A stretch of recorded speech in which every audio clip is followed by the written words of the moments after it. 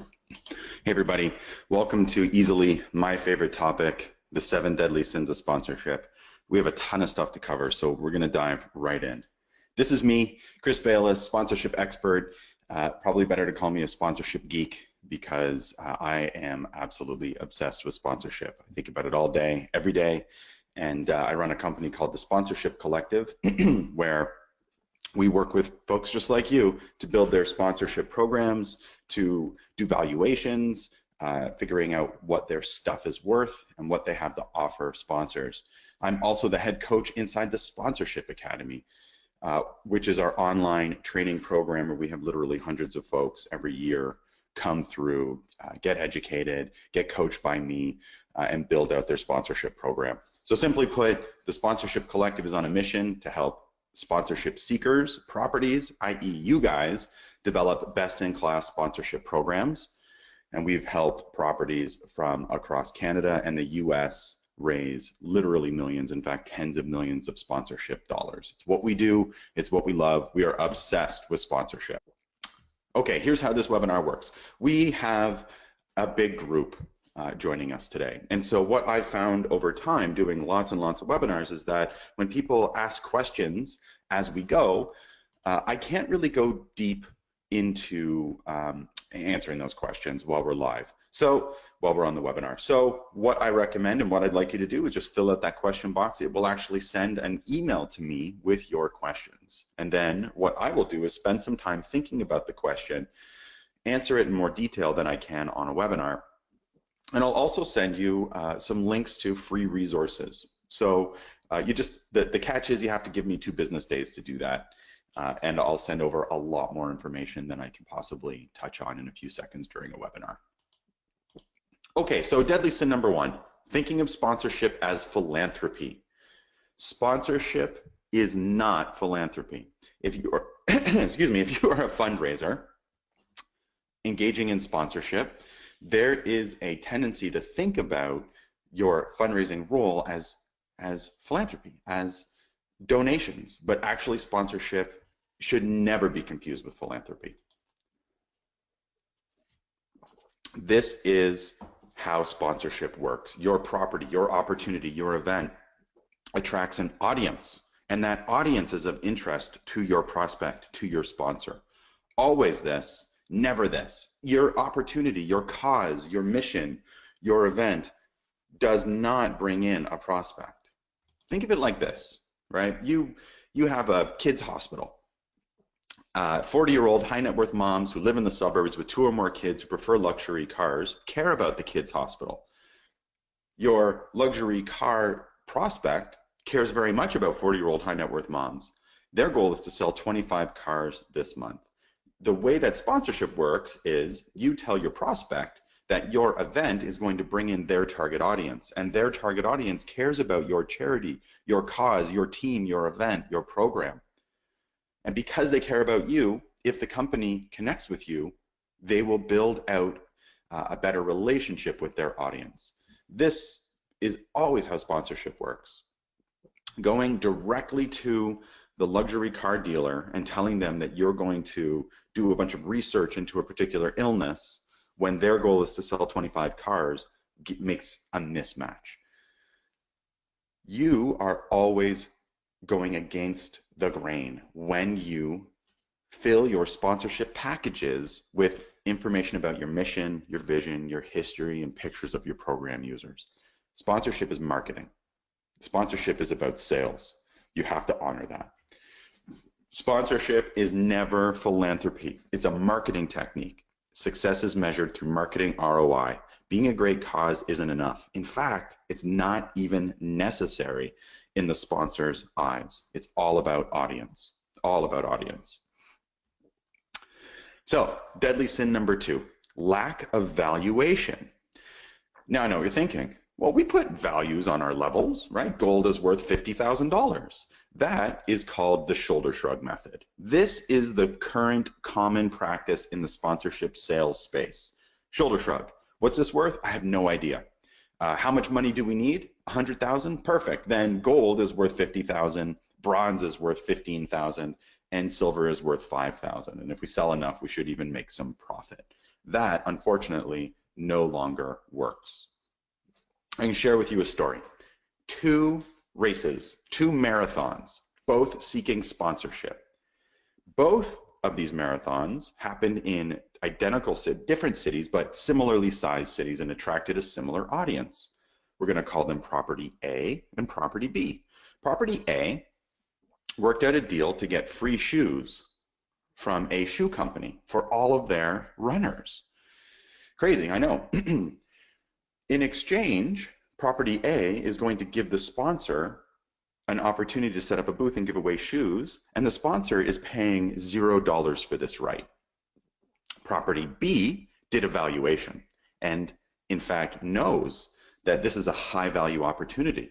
So the sponsor is giving away free shoes, but also is paying $50,000 for the right to do this. But here's the catch. Property A and Property B both got a sponsorship deal with the same sponsor. And not just the same sponsor, but the same contact, Dave, pictured here. So why is this Dave, and why is he laughing? Because Dave, excuse me, happily paid Property B $50,000 for the marketing value, and even happier still, paid Property A $0. So that means Dave gets to keep $50,000 a year. Well, guess what? Property A was a charity race. Property B wasn't.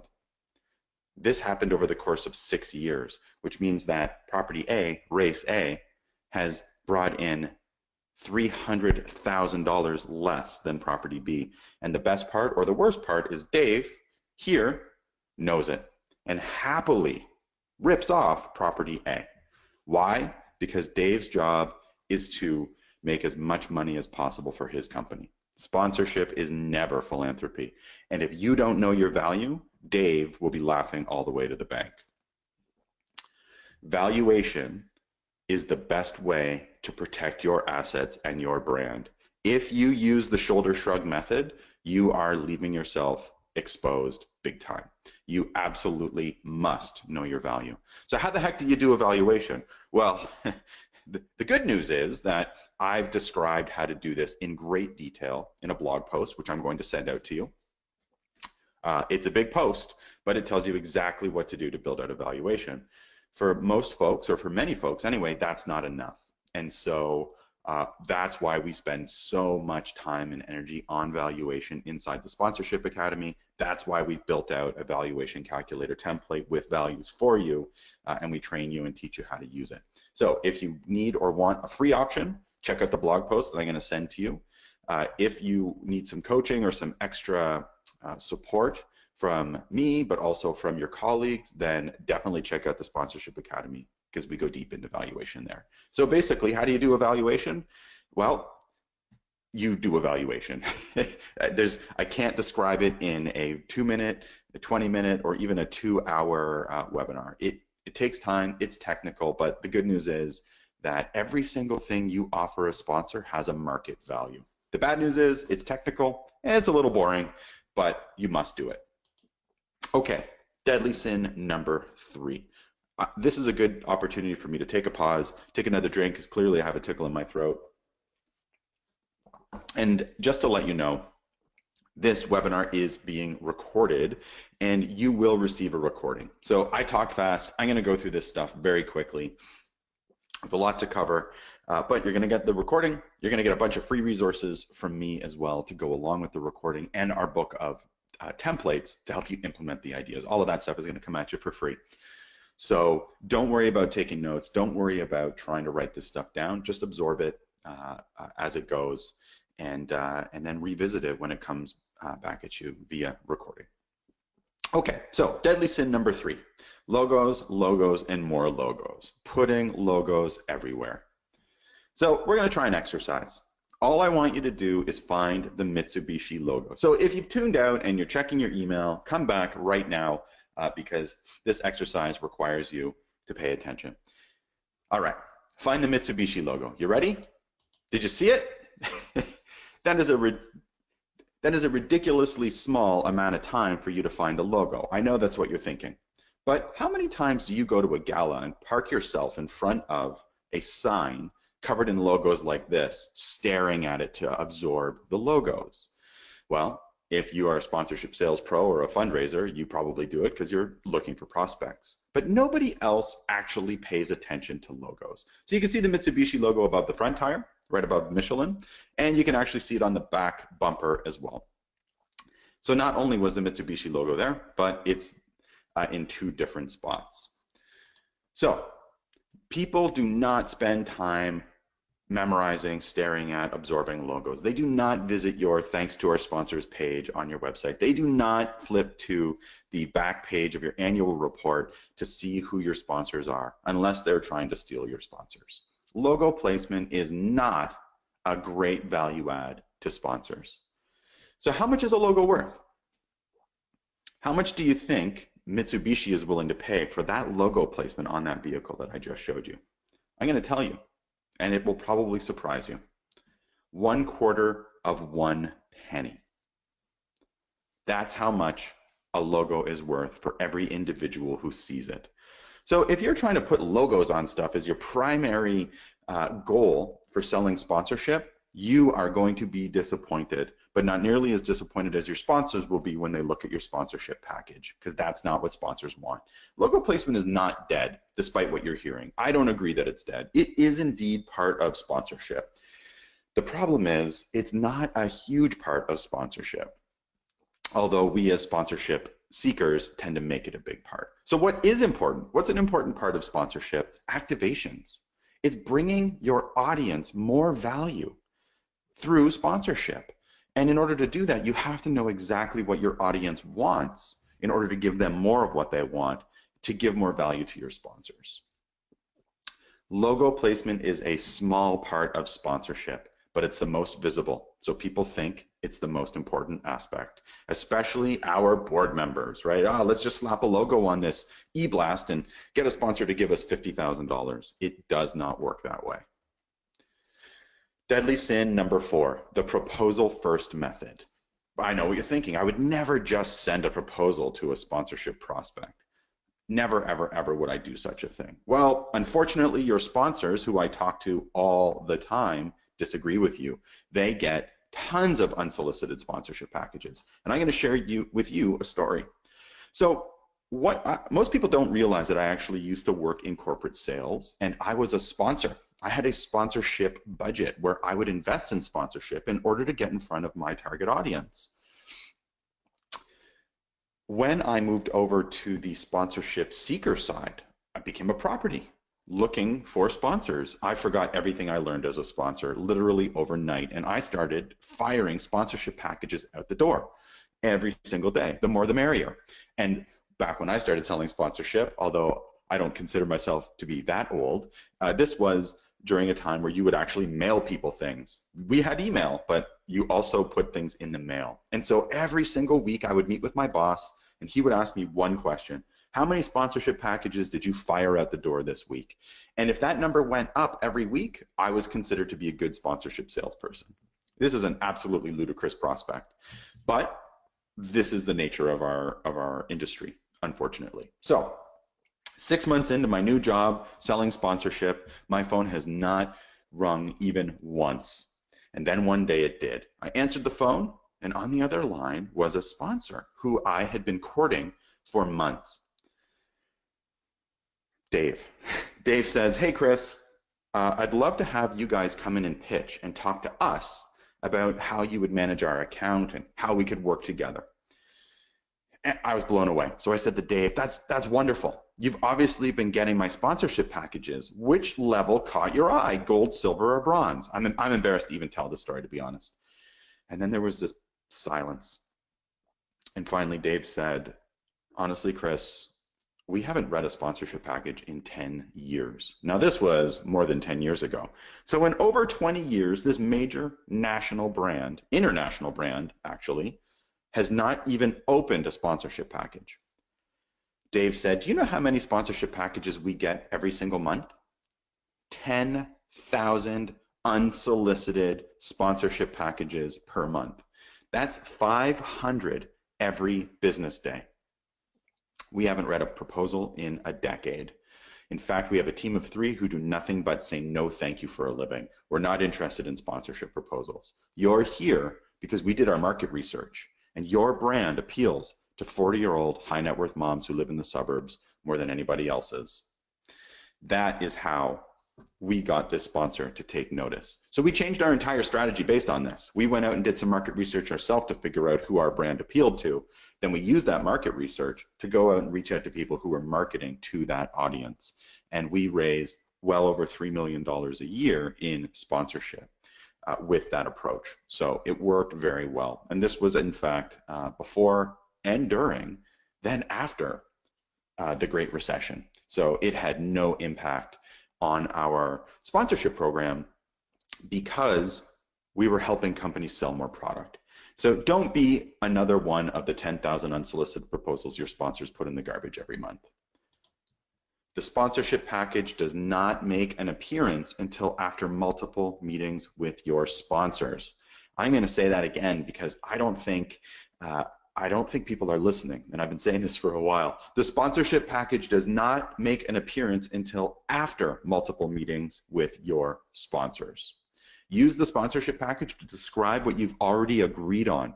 Don't use it to make a sale.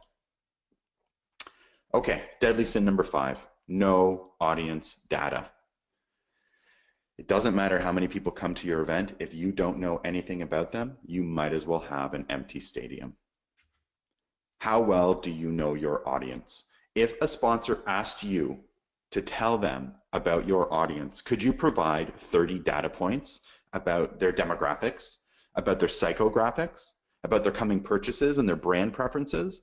Could you tell a sponsor whether or not supporting your property, your event, your cause, your team would actually change buying behavior of your audience? Or are you focused on helping them build, quote, awareness, which actually no companies really want? So you absolutely have to be able to describe your audience in great detail. 20 to 30 data points is a starting point. So when we work with clients, we actually get between 25 and 35 data points about their audience. And in fact, we've written a blog post about it, which I'm going to share with you guys, how to get audience data and then how to use it to sell sponsorship. And you also use audience data to build out your activations, right? When you know how many trips people take, whether or not they care about your brand, how much they care about your brand, is it above the national average, what kind of things they wish you did more of, and the purchases they plan to make in the next 18 months. You present that to a sponsor, you can build golden opportunities for activations, and sponsors will pay a lot of money for this data and for the opportunities that get them in front of their target audience. So we spend a great deal of time within the Academy talking about audience data, how to use it, how to harvest it, and how to build activations with it. So watch for some resources coming your way all about audience data. Audience data is the most important thing you can offer a sponsor. Not your history, not your mission, not your vision, not the impact you're having on the world, not how many people come to your events, not how much gold, or silver, or bronze costs, not whether or not they can have a booth, not whether or not they can cut out a little form at the end of your sponsorship package and mail it in with a check. The most important thing you can offer a sponsor is audience data, and lots of it. Deadly sin number 6, the missing fulfillment report. What the heck is a fulfillment report? Let me tell you a story. Okay, so I was selling sponsorship for this organization. It was a major industry conference. We had several thousand people coming to this conference. This is a multi-million-dollar sponsorship property.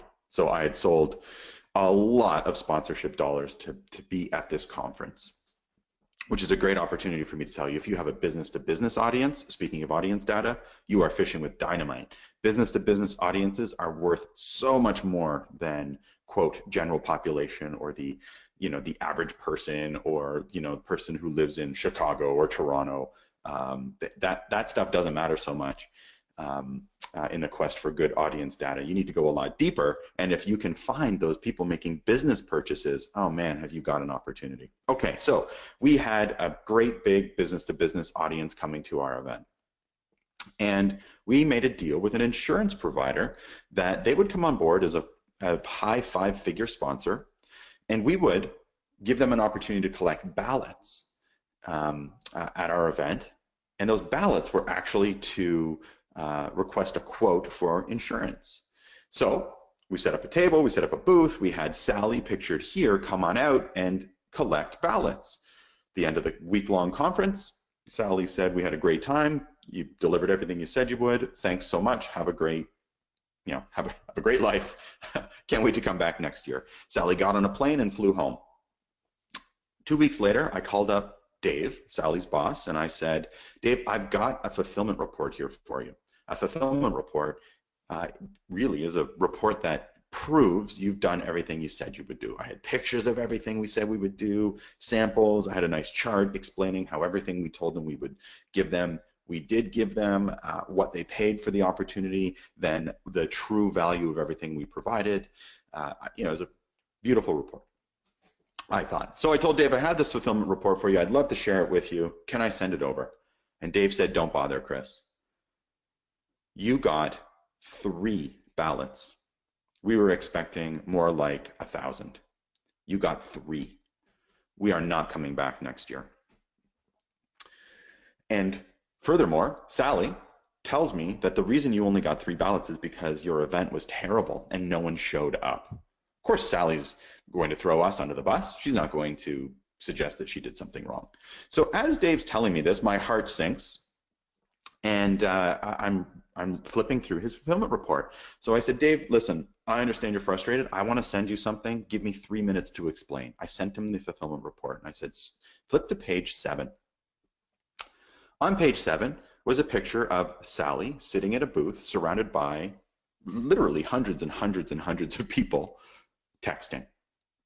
And then on page 8 was a picture of Sally sitting at a booth during our kickoff event with well over 1,000 people at the cocktail reception while she was texting.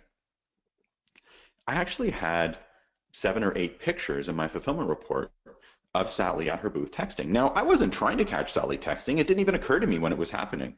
I was taking pictures for the fulfillment report to prove that we delivered what we said we would. And then I also took screenshots of our Google Analytics website data to prove that 5,000 people made it to the "thank you for registering" page, "thank you for your payment," which can only happen after they've registered for our event. Then I also, it was a pretty slow year that year for media, and somehow we actually had local media come out and take a picture and do a little write-up about us. So I included that. And then I included picture after picture of people being ignored by Sally. So I said to Dave, "Listen, next year, come back, but don't send Sally. Instead, send me 2 iPads. I will get my staff to get ballots in exchange for entering your name into a raffle to win one of 2 free iPads." Dave agreed to come back for 1 more year and test it out. That year, we had an overflowing ballot box, and then Dave signed on for a 5-year agreement. We brought in $150,000 in sponsorship as a result of a fulfillment report that I made in a Word document and turned into a PDF with pictures taken on my smartphone. It took me about 20 minutes to make. It took me $0 to make, and it brought in close to $200,000 in sponsorship revenue. If you are not building fulfillment reports, you are leaving yourself exposed. Fulfillment reports save lives, or at least they bring in lots of money. Providing a fulfillment report is a great way to protect yourself and to lock in next year's funding within days of your event. You see, when I provided Dave the fulfillment report, he was unhappy. If I had not provided a fulfillment report, I wouldn't have found out until 8 months later when I went to ask Dave for money again that he wasn't coming back. And by then it would be too late. Instead, by doing it within really 2 weeks of the event, I heard from Dave what bothered him, and I could fix it. And then best of all, I asked him for money for next year and he agreed. I had already started to make the next year's budget within 2 weeks of the event wrapping. Deadly sin number 7. Oh, and I should mention before I I've already blown it now. You know what deadly sin number 7 is, but I will mention though before we go on, I'm going to send you a template for a fulfillment report, which is part of our free templates as well. Okay, deadly sin number 7. Gold, silver, bronze packages. You know what? Even if you name it ruby, platinum, diamond, same thing. The problem is that tiered packages use something that experts call the spaghetti method, right? You throw everything you can at the wall in hopes that something will stick. It's based on the false belief that every sponsor wants a little bit of everything you have to offer. Right? Everybody wants a little logo placement. Everybody wants a couple of free tickets. Everybody wants a couple of free e-blasts. That is simply not true. I'm going to share with you a story. I was sitting in a pitch in a meeting where a major partner, major prospect, I should say, as in a 7-figure sponsor, said to me, listen, we're going to slide $1 million across the table. This is a test. We're going to slide $1 million across the table. What is the first thing you're going to do with that $1 million? How would you help us achieve our goals with that $1 million? And my response was, I would do nothing at all. I would take this check, I would lock it in my desk, or I'd give it to the finance team to lock in their desk, and I would book a meeting with you. I would do nothing until I had an opportunity to sit down with you and ask you what you're trying to accomplish, what your goals are, how you measure success, the one thing that you must have in a partnership with us. And if I couldn't deliver, I would give you your check back. Because unless I can actually help you deliver your marketing goals, we don't have a partnership. And there was silence. Here I am sitting with nothing but my nicest suit, nothing in hand, no sponsorship package, and no plan at all for my sponsor who just told me that they would give me $1 million. So I left. I told my boss this story, who said I was insane for saying such things. And 3 days later, my phone rang. We won the deal. They told me that the reason we won the deal is because we planned to do nothing at all with their money. And the other folks that they called in to pitch had these giant sponsorship packages, pitch decks, all these, PowerPoint presentations to walk the sponsor through everything that they would do. And the sponsor said the problem is that every one of these folks made assumptions that they wanted things that they actually didn't want. But we didn't, because we told them we wouldn't spend a penny, we wouldn't even cash the check until we knew what their goals were. So here's the thing. You create a sponsorship package, send it to a sponsor, you have to assume they want certain things. And if you guess wrong, you've lost the partnership. Sponsors are looking for a marketing investment, and stock sponsorship packages require you to guess at what they want. You walk onto a car lot looking for a new car. If that salesperson comes up to you and says, you can purchase one of 3 cars that come with exactly these packages, what are the chances that they're going to guess right? When you're asking for sponsorship dollars, you're asking for a lot of money. You're asking for a big investment. Even if you don't think it's a big investment, it could represent a large portion of their marketing budget. Just like we as consumers don't like to be told what we're going to purchase, sponsors are no different. They are people making those decisions. They're looking for a marketing investment, and when you make a stock package in hopes that you've guessed right, you almost certainly guess wrong every single time. So what's the good news here is that actually the sponsorship proposal does not make the sale. You do. I think that if you're going to build a sponsorship package, and we spend a lot of time talking about this as well inside the Sponsorship Academy, and in fact on our website, we spend a lot of time talking about the sponsorship proposal. If you're going to create one, your best bet is to talk about your audience and ways that sponsors can connect with those audiences versus giving them a chart of things or a menu of things that they can purchase off the shelf. The sponsorship proposal does not make the sale. You do. Use the sponsorship proposal to describe a sale that you've already agreed on with your sponsors, and you will be far more successful than if you fire off a sponsorship package and hoping they'll read it and tell you that they're in for X dollars. So you guys have been absolutely outstanding. I already see some questions coming through my inbox. So if you have not sent a question through, but you have one, please do so now. Because once I close the webinar, you'll be redirected to another page. You won't be able to ask me a question. So please put it in right now, and then watch in your inbox from me for book of templates and a couple of free resources that I think will be really interesting and good companions for the things we've talked about. And then also watch your inbox for a special offer from me for the Sponsorship Academy. It's time sensitive, so please keep an eye out for it and make sure that you read it and act fast. So thanks again, everyone. Good luck out there.